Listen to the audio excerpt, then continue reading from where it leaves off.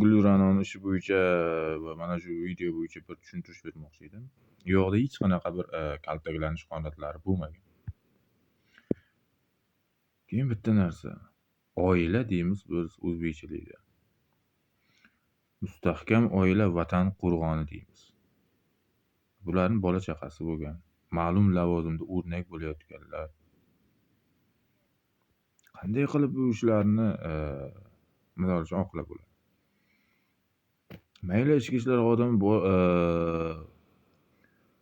kirib olgandir, lekini bor. Oilaga xiyonat qilgan odam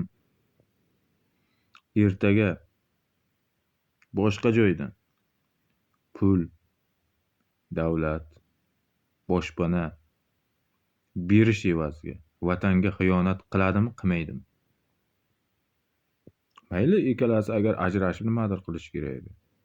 Yoki bittasi tuman sog'lig'ini boshlig'i, bittasi maktab direktori bo'la turib o'rnak bo'ladigan odamlar yoshlarga.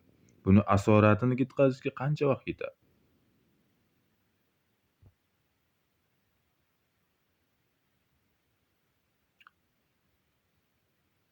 Siz misol uchun o'z xotiningizni boshqa to'shakda yotib, farzandlaringizga nimadir yedirishini hazm qila olasizmi?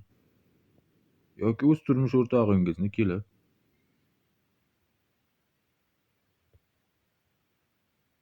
sizni yoningizda yotishini yoki farzandlaringizni erkalashini hazm qila olasizmi?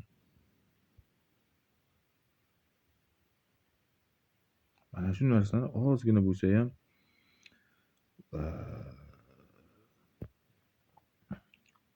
o'ylash kerak.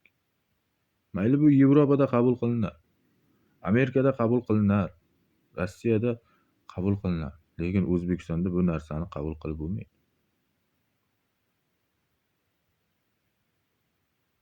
Odamlar bola-chaqa boqay deb qanchalik qiyinchilik bilan ro'zg'or tebratishadi, qanchalik qiyinchilik bilan to'y tantana qilishadi. Mana shu narsani ozgina bir odamlar o'ylab ko'rish kerak. Mana shu amaliyot kerak bo'lsa boshqalarga o'rnak ham. Boshqa davlat xodimlari qanaqa ish qilib yurishibdi? Ozgina bo'lsa ham signalday o'zlariga qabul qilishlari kerak. Sog', salomat bo'lasizlar. Ko'rganda ko'rishguncha.